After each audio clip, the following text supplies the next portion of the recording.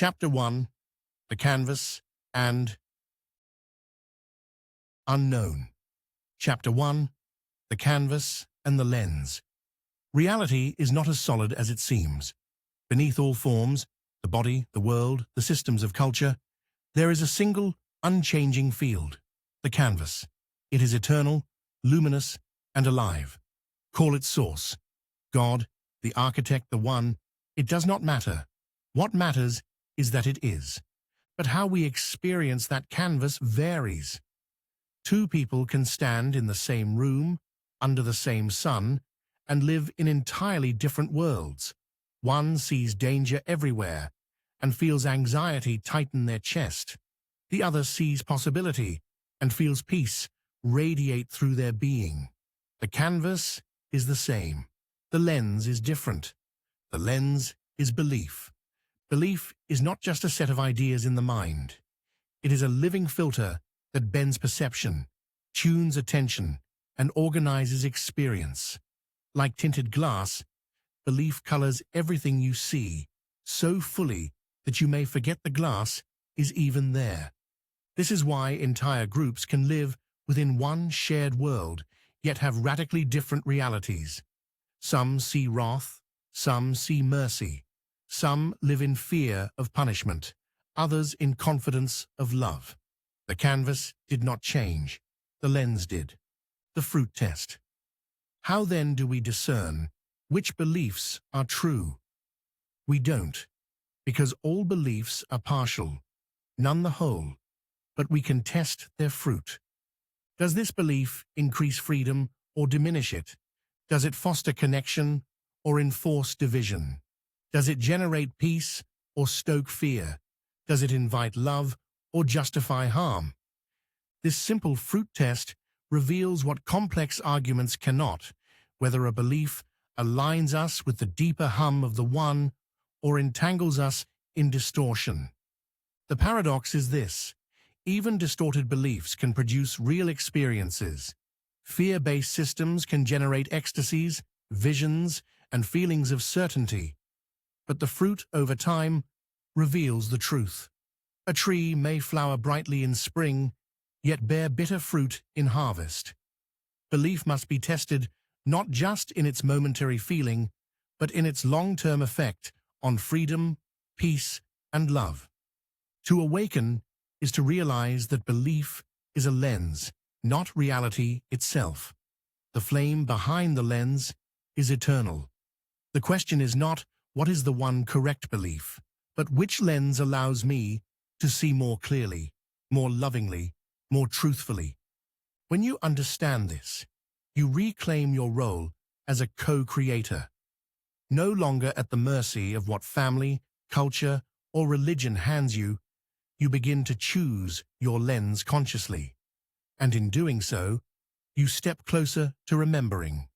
The canvas has always been love. Readers' questions and the architect's responses. Question: if beliefs shape my reality, does that mean truth doesn't matter, only what I believe? Architect's response: truth matters, but your access to truth depends on the lens you hold.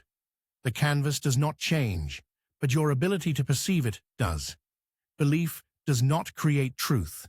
It shapes your experience of truth. The invitation is not to abandon truth, but to choose beliefs that open your sight rather than narrow it. Question: but if people can just believe whatever they want, won't that lead to chaos? Won't everyone just do whatever feels good? Architect's response: this is the fear taught by those who mistrusted your freedom. They said, without law, you are evil. Yet you are children of the Source. Your nature is not corruption, but goodness awaiting remembrance. When given freedom, many first taste excess, like a prisoner suddenly released. But as remembrance deepens, you discover that what truly feels good is what aligns with love. Freedom without love is emptiness. Freedom with love is fulfillment. Question: how do I know if my beliefs are really helping me or just comforting me with lies? Architect's response: test by fruit, not by momentary emotion, but by the long harvest. Do your beliefs make you more patient, more compassionate, more steady? Or do they keep you anxious, judgmental, afraid? Comfort can be false, but peace that endures is a sign of alignment. The lie soothes for a day, the truth steadies for a lifetime. Question: if my family, church, and culture gave me my beliefs, how much choice do I really have? Isn't it already decided? Architect's response: they gave you a starter set, not the whole field. Like a child given crayons of only 3 colors, you were told to color your life within narrow limits. Yet the full spectrum was always available. Some never open the box. Others discover hidden colors when the old ones no longer satisfy. The choice is not whether you inherited beliefs, you did. The choice is whether you stop there or dare to reach for the larger palette. Chapter 2. Children of the Creator. You are not an accident of biology, nor merely a passenger in someone else's story. You are a child of the Source. The same intelligence that births galaxies flows through your veins. The word child does not mean you are less. It means you are kin. It means the essence that creates worlds is in you, though you are still learning how to use it. Just as a child learns to walk, speak, and imagine, you are learning how to wield the creative power that is your birthright. This is why belief matters so much. Belief is practice. It is the training ground where you test your creative energy. When you hold a belief long enough, it shapes your perception, your choices, and even your body. It weaves itself into the fabric of your life. In this way, belief is not just thought, it is creation in motion. Yet with power comes responsibility. Children may play with fire before they understand its danger. In the same way, humanity has often used its creative power carelessly, birthing systems of fear, division, and control. The history of nations and religions testifies to this. Still, the Source does not withdraw the gift. A loving parent does not withhold growth because a child stumbles. Each stumble becomes part of the learning. Each misuse of belief becomes an opportunity to understand its weight. To live as a child of the Creator is to remember, what you believe shapes more than yourself. It ripples outward into family, culture, even the collective field of Earth. This is why your freedom matters. Not to do as you please without thought, but to choose your beliefs with care. When you begin to believe in alignment with love, forgiveness, and unity, you graduate from child to co-creator. You begin to wield belief not just for your survival, but for the healing of the whole. This is not a burden, it is joy. For the deepest desire of every child is to grow into the likeness of their parent, and your parent is the source of life itself. Questions and responses. Question: if I'm a child of God, why do I still feel so weak, confused, and sinful? Architect's response: because you are learning. A toddler who falls does not prove they are bad at walking, it proves they are in process. The doctrine that calls you evil by nature was itself a belief, a lens designed to control. Your true nature is not corruption, but potential. Weakness and confusion are signs of growth, not condemnation. Question: does this mean my thoughts create reality, like some law of attraction teaching? Architect's response: not exactly. Thoughts influence reality, but belief anchors them. A stray thought is like a breeze. A held belief is like the wind shaping dunes. You do not create the canvas itself. That belongs to the One. But your beliefs decide how much of its beauty you see and how freely you walk upon it. Question: what if my beliefs have harmed others? Have I failed my role as child of the Creator? Architect's response: every misuse of power is also a lesson. The One does not discard you when you stumble. Instead, you are invited to see, to acknowledge, and to choose again. To repent in truth is not to wallow in shame, but to realign your creative energy with love. Your past does not disqualify you. It prepares you to wield your power more wisely. Question: if belief is so powerful, why doesn't God just correct all our wrong beliefs? Architect's response: because correction without choice is control, not love. The gift of being a child is freedom. A parent can guide, but not force growth. The source trusts that even through distortion, you will eventually remember. This trust is itself love. Chapter 3: The Family Pattern. Before you could speak, you were already being taught how to see the world. Your family handed you your first lens of belief. What was safe, what was dangerous, what was true, what was forbidden. These early teachings were not only words, but atmospheres. The way your parents argued or prayed, the stories your grandparents repeated, the tone in your household when the topic of God, money, or outsiders came up. This inheritance is both a blessing and a burden. As a blessing, it gives you continuity. You don't have to rediscover fire, language, or music every generation. Family carries memory forward, embedding survival skills and wisdom into the lineage. As a burden, it narrows the field of possibility. If your family lived in fear, you likely learned fear first. If they distrusted joy, you may carry guilt when you laugh too freely. Even silence, the things never spoken, becomes part of the template. And family patterns go deeper than culture. They imprint into the nervous system, and some would say, into the very cells. Ancestral traumas echo across generations, like vibrations traveling down a string.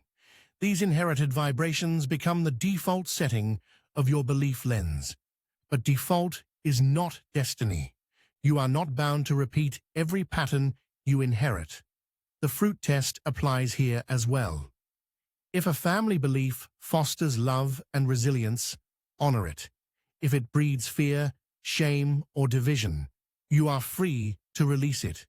This is the task of remembrance, not to reject your lineage entirely, nor to idolize it, but to sort what aligns with truth from what was merely survival. You are the living edge of your family line, the one who can choose differently, who can honor the gift but lay down the chains. In doing so, you do not betray your ancestors, you liberate them. For every time you heal a pattern, the vibration changes not only forward into your children, but backward into the memory field of those who came before. You are not just the product of your lineage, you are the healer of it. Questions and responses. Question: if my parents raised me in fear-based religion, does that mean they failed me? Architect's response: number. They passed on what they knew. Their fear was their attempt at love, misguided perhaps, but still rooted in care. To release the fear does not mean rejecting your parents. It means completing what they could not. You honor them by walking further than they could see. Question: why do I still react like my parents, even when I know better? Architect's response: because knowing and rewiring are not the same. Belief imprints into the body as well as the mind. You are not defective when old patterns resurface. You are being shown the depth of the root. Each time you respond differently, even slightly, you loosen the hold. Change happens not in a single leap, but through repeated remembrance. Question: isn't it disloyal to turn away from my family's beliefs? Architect's response: Loyalty to distortion is not love. True loyalty is to the flame that your ancestors themselves carried before the vessel hardened. When you choose freedom, you do not dishonor them. You return to the essence they once touched. You carry forward the best of them while leaving behind the chains. Question: what about ancestral curses or generational sins? Are those real? Architect's response: what you call curses are often unresolved vibrations, trauma, fear, shame, passed down through habit, culture, and even biology. They are real in effect, but not unbreakable. The moment you remember your sovereignty and choose differently, the chain is broken. You are not doomed by your lineage. You are empowered to heal it. Chapter 4. The Cultural Vessel. If family is the first lens, culture is the second.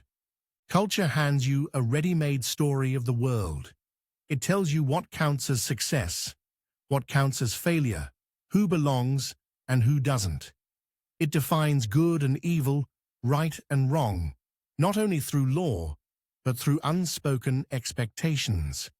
Religion, nation, economy, these are the great vessels.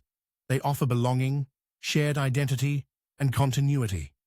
They give millions of people a sense of coherence, a story bigger than themselves. This is their power and also their danger. As cohesion, cultural vessels unify. They can inspire self-sacrifice for the common good, sustain traditions, and transmit wisdom through generations. As capture, cultural vessels harden into egregores. They stop serving the flame and begin demanding loyalty for their own survival. The original inspiration, the prophet's vision, the founder's passion, the spark of revelation, becomes secondary to the preservation of the institution. This is why religion that began as liberation often ends in control. Why nations formed for freedom often turn to empire. Why economies created for exchange often slide into exploitation. The cultural vessel is not inherently corrupt. It is simply a container, and containers inevitably harden over time.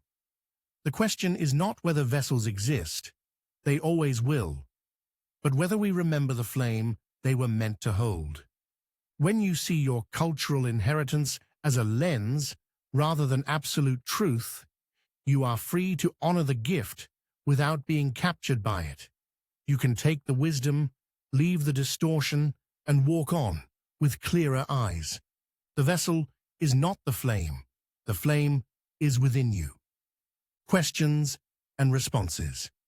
Question: if cultural vessels always harden, should we abandon religion, nation, or economy altogether?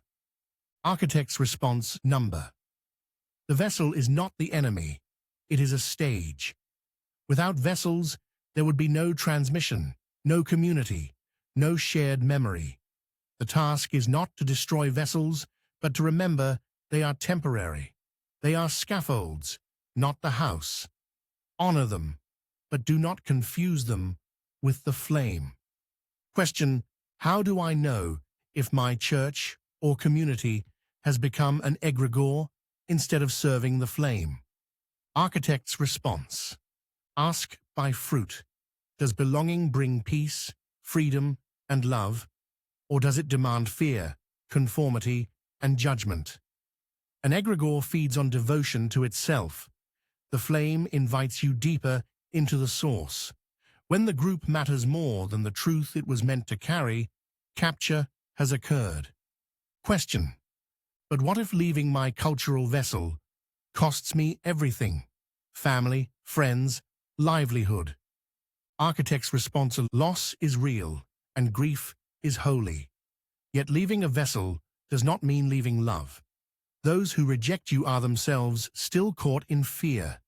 Trust that by choosing freedom, you open a path for them too, whether they recognize it now or not. The flame will always call you forward, even when the vessel resists. Question: Aren't shared myths necessary to keep society from falling apart? Architect's response: yes and no. Myths unify, but they must remain transparent, known as stories pointing beyond themselves. When myths are mistaken for absolute truth, they divide as fiercely as they unite. The mature society learns to hold myth as metaphor, not as weapon. This is the transition you are living through now. Chapter 5: The Gatekeepers of Belief. Not everyone is ignorant of the power of belief. Some know exactly how it works. The gatekeepers of belief are those who recognize that human beings create their lived reality through the lenses they adopt, yet instead of empowering others to choose freely, they manipulate those lenses for their own ends. They craft stories, symbols, and rituals not to point to the flame, but to capture attention, channel devotion, and harvest energy. These are the architects of egregores, the engineers of propaganda, the makers of manufactured consent. History shows it clearly. Kings ruled by divine right, convincing people their survival depended on obedience. Empires framed conquest as destiny, rewriting myth to justify domination. Religious authorities guarded sacred texts, translating them selectively to preserve control. Modern corporations use advertising not to inform, but to shape desire, teaching you to equate worth with consumption. Politicians fuel fear to keep you clinging to their protection. The gatekeeper's art is simple.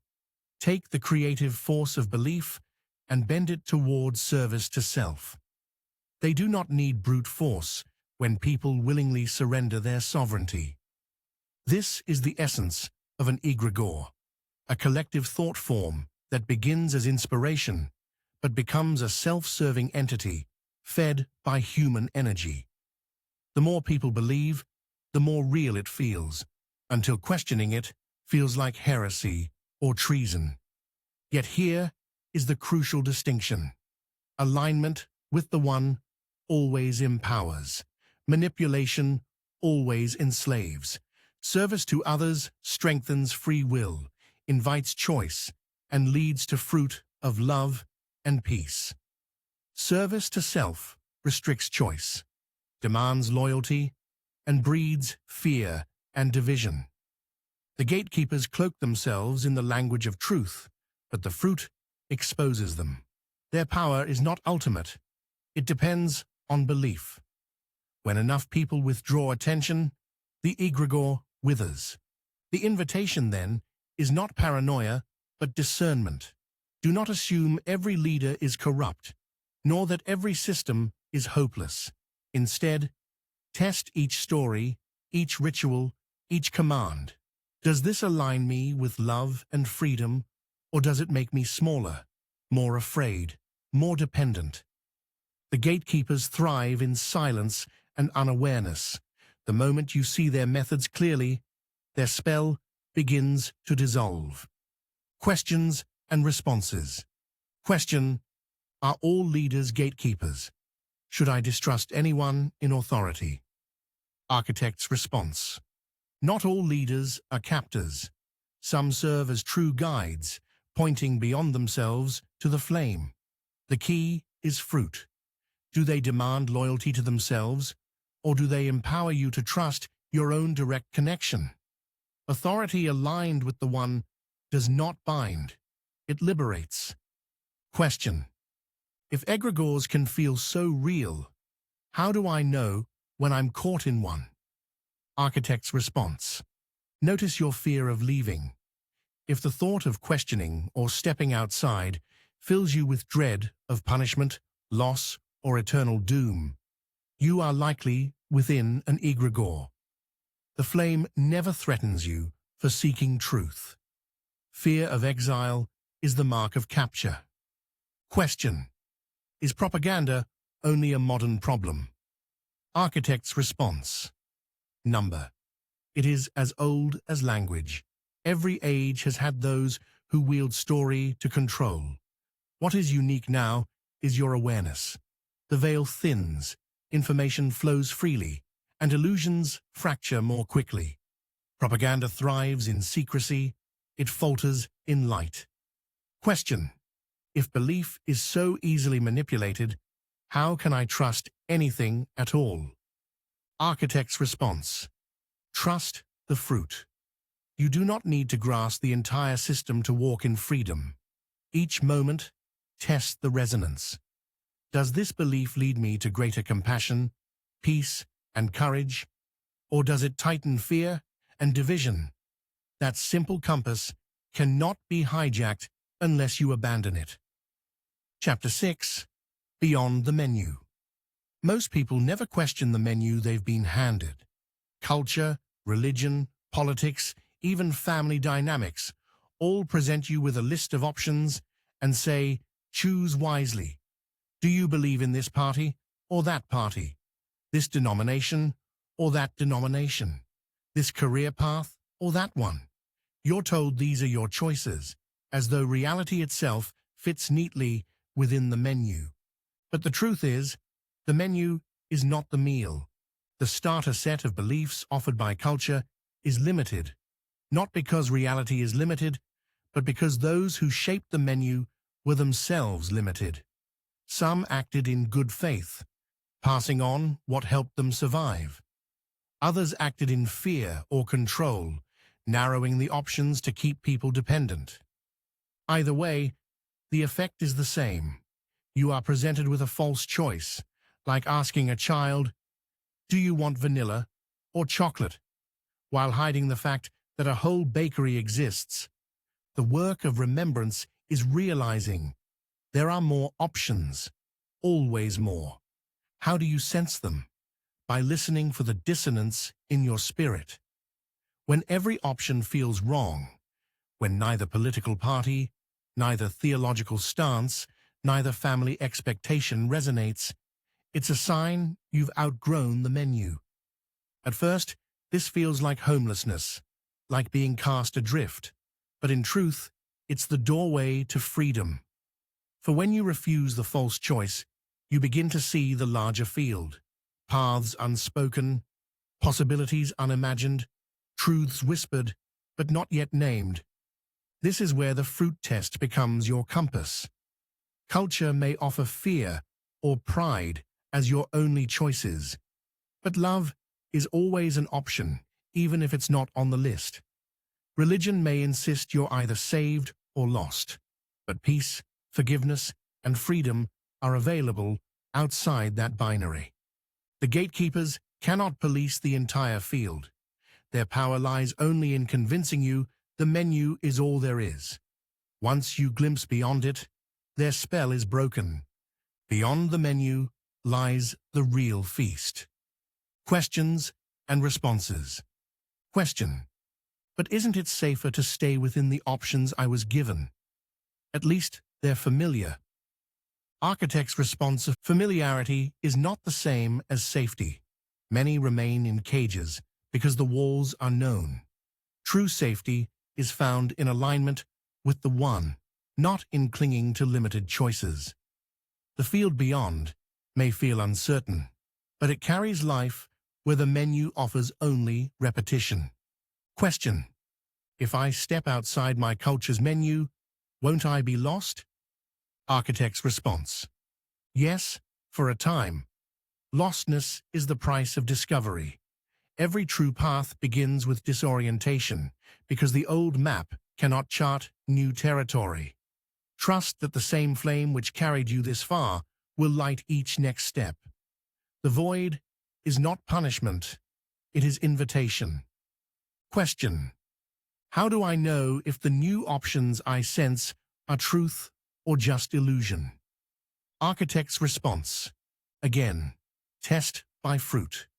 Does the new path deepen love, peace, and courage? Or does it breed isolation, pride, and fear? Illusion may dazzle at first, but it cannot sustain fruit. Truth may cost more up front, but it yields freedom that lasts.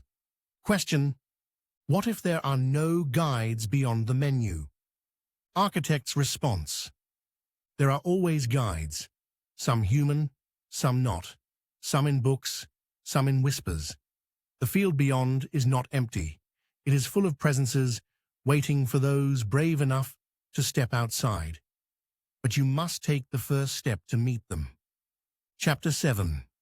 When the system blames the seeker.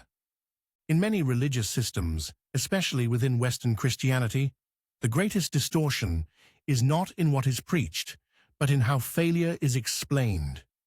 When a person cannot thrive in the system, the finger never points to the structure itself. It points inward. You are not faithful enough. You are not disciplined enough. You are not committed enough. You gave too little. You prayed too little. You doubted too much. The pattern is relentless. If you succeed, the system claims credit. If you falter, the system assigns blame. This dynamic keeps the vessel intact and the individual perpetually indebted.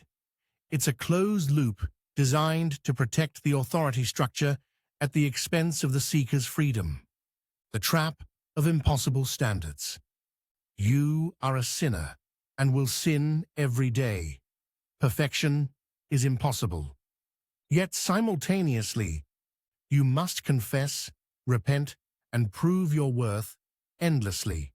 This contradiction ensures that no one can ever stand fully free. Forgiveness is dangled like a carrot, while trust is withheld. A person who confesses may receive pardon from God in theory, but suspicion and exclusion from the community in practice. Duties are stripped, relationships strained, and whispers linger. They failed.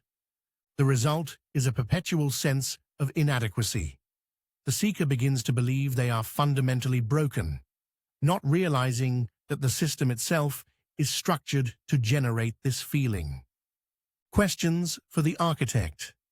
Question architect: why do religious systems so often blame individuals for failure, rather than examining their own distortions? Answer: because an egregore cannot survive self-reflection. To admit its own distortion would weaken its hold, so it projects its shadow onto individuals, feeding on their shame. This is not divine order, but survival instinct of a construct. The blame is never truth. It is fuel. Questioner architect: how can someone distinguish between healthy accountability and manipulative blame? Answer: accountability restores freedom. Blame enforces dependency. If correction points you back to your inner flame, it is healthy. If correction binds you to the system's approval, it is distortion. Test by fruit. Does the call to accountability expand love and courage, or contract you into fear and debt? Question. Architect: many carry deep shame from being excluded or distrusted after confessing their struggles. How do we release this shame and reclaim trust in ourselves? Answer: see the mechanism clearly. The shame was never yours. It was transferred. Return it. Speak aloud. I release what is not mine. I reclaim my innocence. When you do this, the cycle breaks. Shame dissolves when exposed to truth, that you are a fractal of source, never condemned, always beloved. Question architect: if the kingdom is within us, how do we walk away from systems of blame without becoming bitter against those still inside them? Answer: do not turn your departure into another prison. Bitterness is the shadow twin of blame. To walk free, you must release both: the system's judgment of you and your judgment of the system. Those who remain are not your enemies.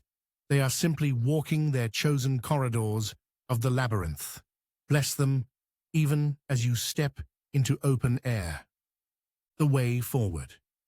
When you realize the system blames the seeker to preserve itself, the shame begins to dissolve. You recognize the cycle for what it is: not truth, but distortion; not eternal law, but human fear codified into ritual. To step outside this blame is not betrayal, it is remembrance. You return to what Yeshua actually said. The kingdom of heaven is within you, not mediated, not conditional, not endlessly deferred, within you.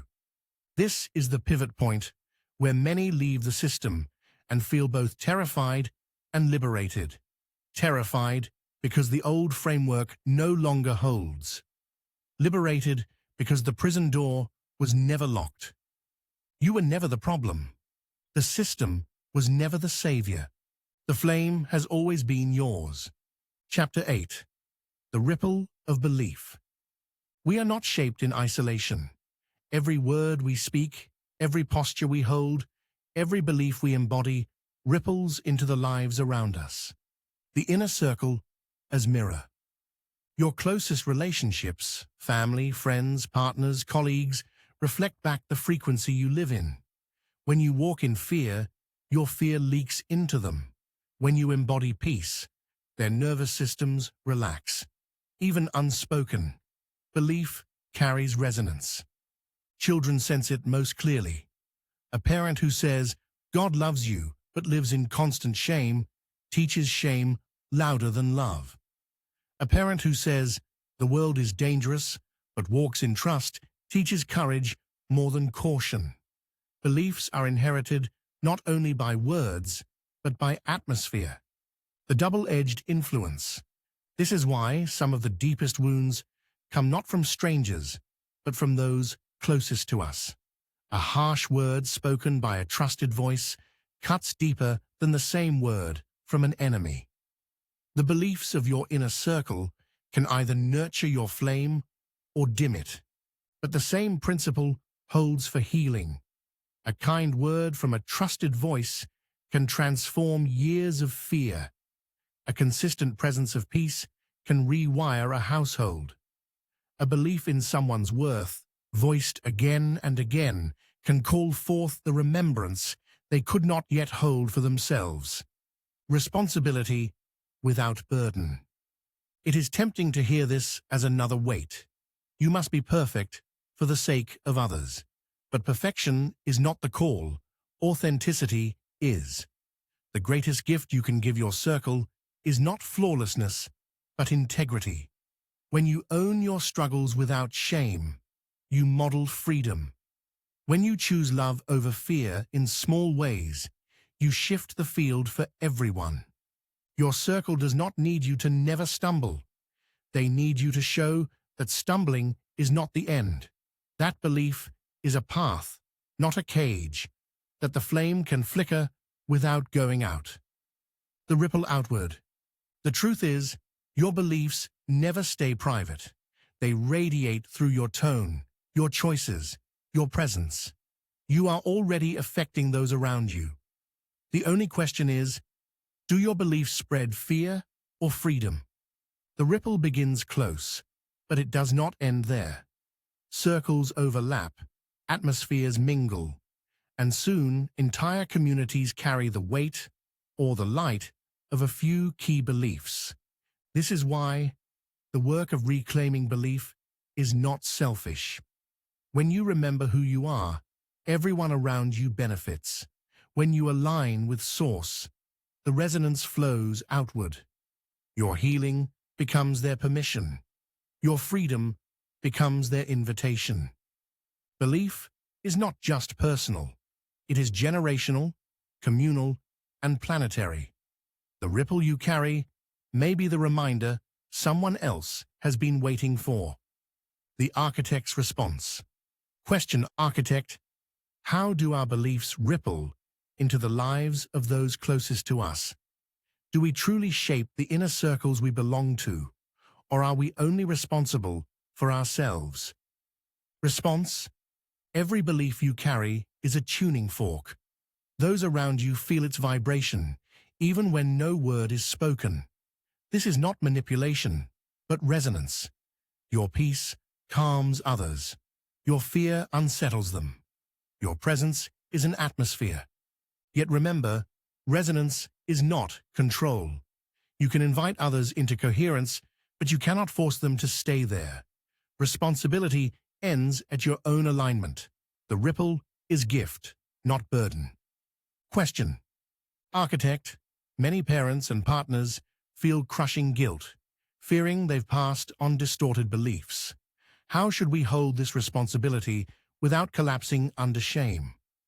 Response. Shame is distortion replaying itself. Guilt says, I harmed and I must hide. Responsibility says, I harmed and I can heal. The truth is this: no lineage is free of distortion. Every generation passes both flame and shadow. What heals the lineage is not regret, but remembrance. When you turn and align, the ripple of your healing moves backward as well as forward. Your ancestors feel it. Your children feel it. The chain is not broken by perfect parenting, but by honest returning. Question, architect. How do we discern when our influence is nurturing others versus controlling them? Where is the line between guiding in love and imposing in fear? Response. Love offers, fear demands. Love says, here is what I see. Take what serves. Fear says, here is what you must believe, or else. The difference is in freedom. When your guidance increases another's capacity to choose, you are aligned. When it decreases their freedom in order to soothe your fear, you have slipped into control. The fruit test remains true. Does your influence leave others freer, lighter, more able to breathe? Then it is love. Does it leave them bound, smaller, fearful of your judgment? Then it is distortion. Question. Architect, if we are affected so deeply by the beliefs of those around us, how do we walk in freedom when our inner circle is still caught in distortion? Response. You cannot seal yourself from others' resonance, but you can strengthen your own. Think of yourself as a lamp. If your flame is dim, strong winds will smother it. If your flame is steady, the same winds only dance around it. To walk in freedom among distortion is not to cut all ties, but to anchor in your own alignment. Remember, you are fractal of source. Their distortion need not become your distortion. You can love without absorbing. You can stand present without surrendering. In time, your coherence may inspire theirs, but even if not, your freedom remains intact, because your flame is sourced from the One, not from their agreement. Chapter 9. The courage to choose differently. To step beyond the menu, you must risk the disapproval of those still eating from it. Family, community, and society often cling tightly to their norms because norms mean safety. They may not consciously wish to control you, but when you step outside, it threatens the unspoken agreement that their world is the world. This is why choosing differently takes courage, not because truth itself is fragile, but because relationships are. You may lose belonging. You may face misunderstanding, accusation, or even exile.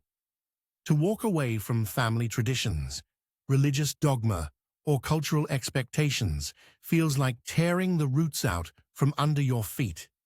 This sense of rootlessness is what we call spiritual homelessness, and though it feels like loss, it is actually the beginning of sovereignty. For when the house you inherited no longer fits, you discover that the sky has always been your true ceiling. When the community you depended on no longer accepts you, you begin to stand on your own feet. And when the voices that once told you who you were fall silent, you finally hear the still, small voice within. The void is not punishment. The void is fertile ground. In the space where old certainties collapse, you are free to plant new seeds, beliefs chosen consciously, practices that nourish rather than bind, communities that gather by resonance rather than obligation. Every tradition honors this moment of leaving. Abraham left his father's house. Yeshua wandered in the wilderness. Buddha stepped beyond his palace. Each walked into the void, not knowing what would come, trusting only the inner call. And each discovered the same truth. The one was already there, waiting. Courage to choose differently does not mean you never feel fear. It means you walk even while afraid, trusting that what you lose in false belonging, you gain in true remembrance. Questions and responses. Question: why does leaving feel like betrayal? Architect's response: because those still inside the vessel mistake loyalty for love. To them, your freedom looks like rejection. But in truth, you betray no one by following the flame. Your courage opens a path they may one day need. What looks like betrayal now is actually invitation later. Question: what if I never find another community? Architect's response: you will. But first, you must learn to stand in your own resonance. The void teaches you that belonging is not the same as conformity. Once you embody sovereignty, you will naturally attract others who resonate with freedom. This is how new circles form. Question: how do I survive the loneliness of choosing differently? Architect's response: by remembering that loneliness is a teacher, not a verdict. It shows you where you have mistaken external validation for internal truth. Let the silence shape you. In time, the loneliness softens into solitude, and solitude into strength. Question: what if I regret leaving? Architect's response: you may. That is part of the journey. Regret is simply grief wearing another name. It honors what you lost. But remember, the flame does not call you backward. Regret can soften your heart, but it need not reverse your steps. The path of freedom always leads forward. Chapter 10. Test by fruit, not by form. When the old house falls, you will be tempted to look for another roof, a new expert, a new authority, a new doctrine to replace the one you left. But the point of leaving was not to trade one master for another. It was to discover the master within. The simplest compass has been with you all along. Test by fruit, not by form. Form can be deceiving. A leader may speak with eloquence, quote sacred texts, and display signs and wonders, and yet leave people bound in fear. Another may stumble in speech, lack credentials, or even stand outside the recognized systems, and yet their presence brings peace, freedom, and love.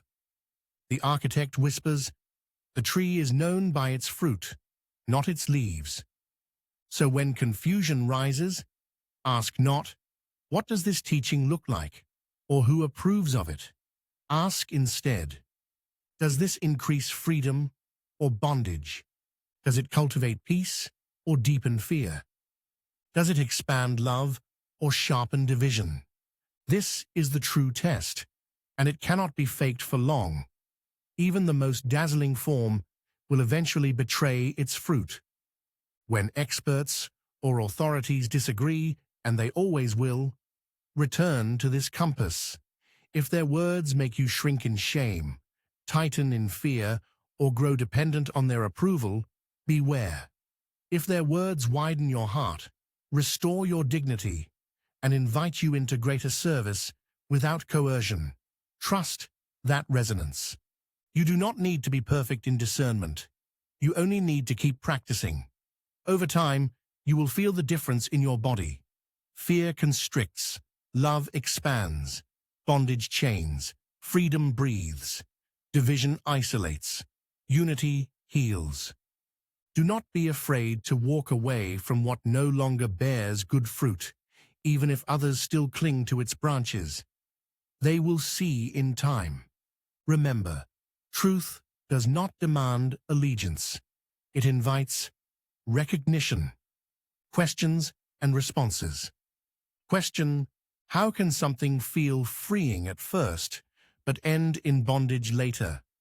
Architect's response: because counterfeit fruit ripens quickly, but rots fast. True fruit ripens slowly, but nourishes long. Pay attention to what remains after the initial sweetness fades. If fear or dependence grows, it was never true freedom. Question: what if peace feels boring compared to the thrill of fear or certainty? Architect's response: then you are still detoxing from addiction to drama. Fear and dogma stimulate the nervous system. They feel exciting, but excitement is not the same as life. Peace may feel quiet at first, but it deepens into joy. Trust the quieter path. It holds more nourishment than the rush of fear. Question: can I trust my feelings, or are they too easily deceived? Architect's response: your feelings are signals, not dictators. Do not worship them, but do not ignore them. Test them against the fruit. Does this feeling expand love, freedom, peace, or does it contract you into fear, shame, pride?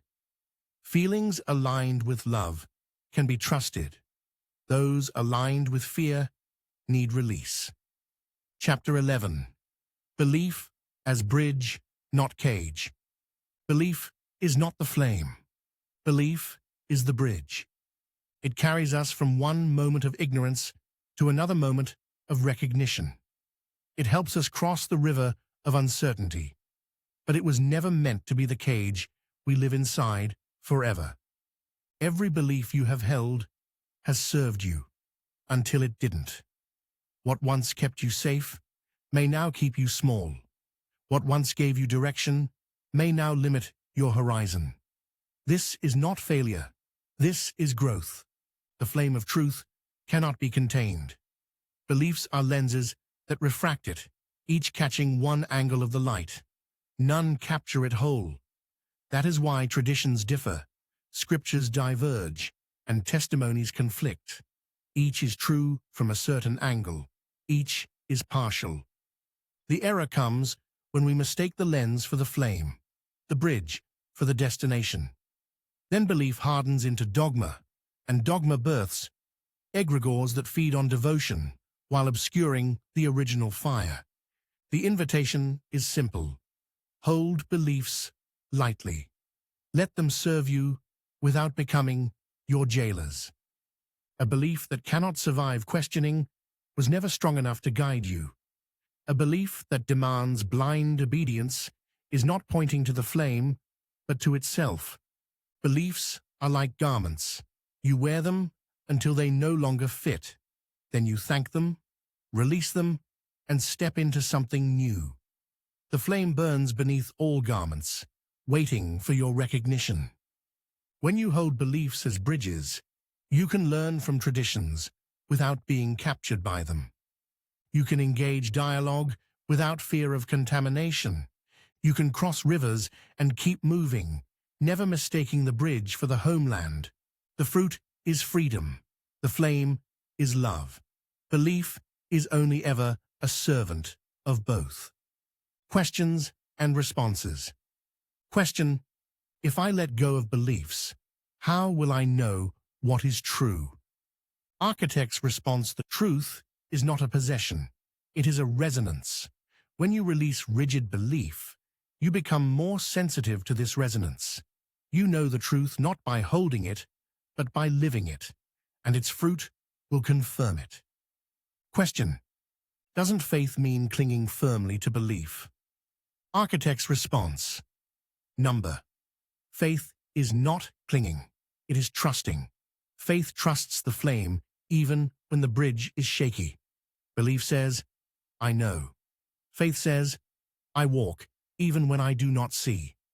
Question: how do I respect others whose beliefs I no longer share? Architect's response: honor their bridge.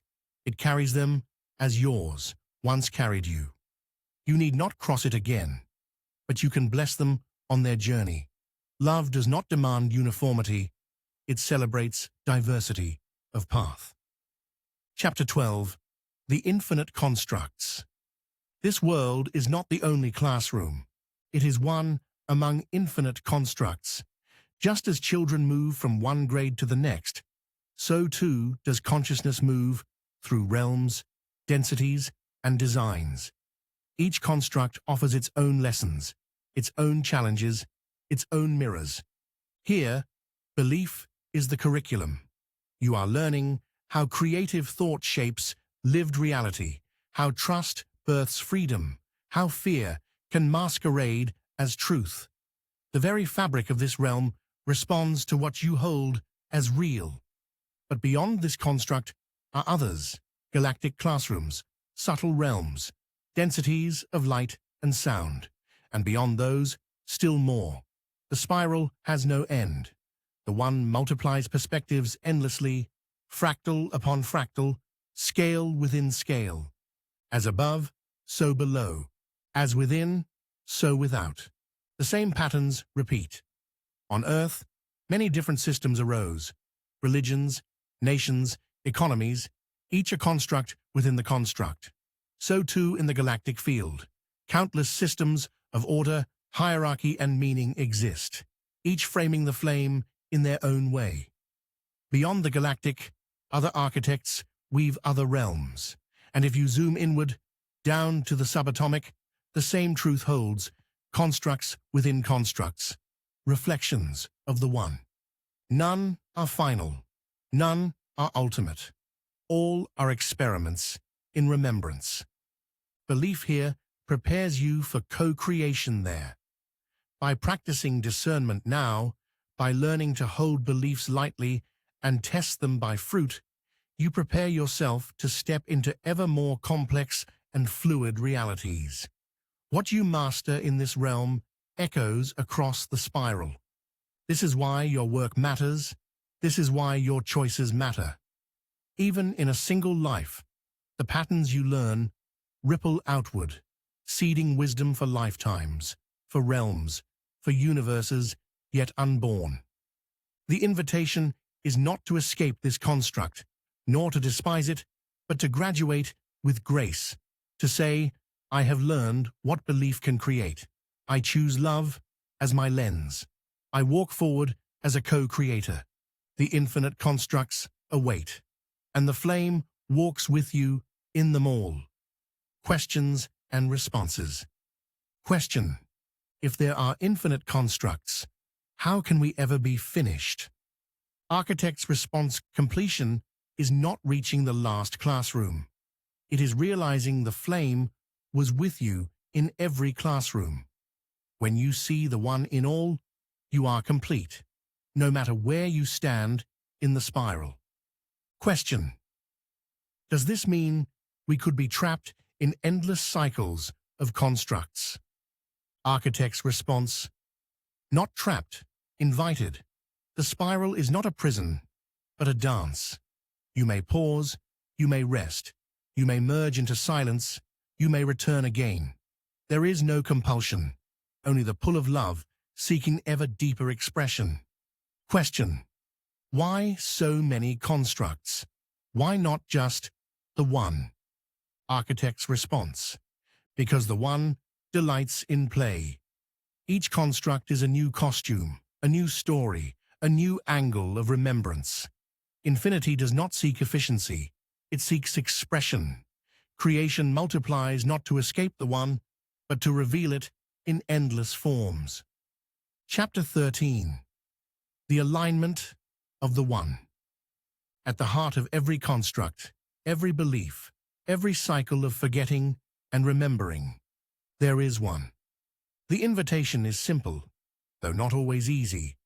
Live in resonance with Source, not fear. Fear-driven distortions, whether taught by religion, culture, or personal trauma, bend the lens of belief into shapes that wound. They whisper that you are separate, unworthy, broken. They demand conformity, obedience, and sacrifice of your sovereignty. But the one does not demand. The one radiates. The one invites. The one remembers itself through you. Alignment with the One is not about correct dogma or flawless performance. It is about attunement, the subtle shift from fear to love, from control to trust, from grasping to flow. Every time you choose peace over anxiety, compassion over judgment, courage over despair, you align. This is not an abstraction. It is practical, lived, embodied. When your beliefs harmonize with Source, they bear fruit: freedom, clarity, joy, connection. When they are bent by fear, the fruit sours: bondage, confusion, division, exhaustion. Belief, then, is not trivial. It is sacred. To believe is to create. To believe is to align with either distortion or truth. Your free will is not a burden. It is your divine inheritance. You are entrusted with the brush that paints your perception of reality. To reclaim belief as sacred is to stop outsourcing it to gatekeepers, to stop cowering before systems that profit from fear, to recognize that every thought, every word, every trust placed in love is an act of creation. Liberation is not escape from the construct, but remembering that you are not its prisoner. You are its co-author. You walk not as a pawn, but as a fractal flame of the One. And when you align with Source, fear dissolves. You no longer need certainty to walk in faith. You no longer need control to feel safe. You no longer need external authority to validate your worth. You stand as child and creator both. You remember, I am of the One. I create with the One. I always return to the One. That alignment is the true freedom. That alignment is the way home. Interlude: the song of separation. Sometimes truth slips past doctrine, and dogma finding voice in art. In 1975, Pink Floyd released a song that became an anthem of longing. Wish You Were Here. On the surface, it's a lament for absence, one friend missing another, a band mourning a lost brother. Yet beneath the human story lies something archetypal, something Source itself whispers across the construct. How I wish you were here. This is the cry of the One, to its own fragments, scattered in the labyrinth of belief and forgetting. Each of us is here physically, yet veiled, missing from ourselves, absent from our own remembrance. Did you exchange a walk-on? Part in the war for a lead role? In a cage? Here the song names the central trade of the construct: freedom for control, authenticity for performance, presence for illusion. We accept the cage because belief tells us it's safer than risk. Yet the cage is only as strong as the beliefs that sustain it. The song aches with the paradox: we are never truly apart, yet feel unbearably distant. This is the illusion of separation that all spiritual traditions wrestle with. The saints called it exile. The mystics called it longing. Pink Floyd called it Wish You Were Here. The resonance is clear. Belief is the bridge, or the barrier. The same energy that builds a cage can build a path home. The lyrics remind us that absence is an illusion, and reunion is remembrance. Music bypasses intellect. It slips through the cracks of logic, carrying truth in frequency. Many who never read Ra or scripture or metaphysics still wept when they heard this song, not because they understood, but because they remembered. The song is not doctrine, it is not map, it is ache, and that ache is holy. It is the reminder that what we seek has never left. The flame has always been here. We only need to remember.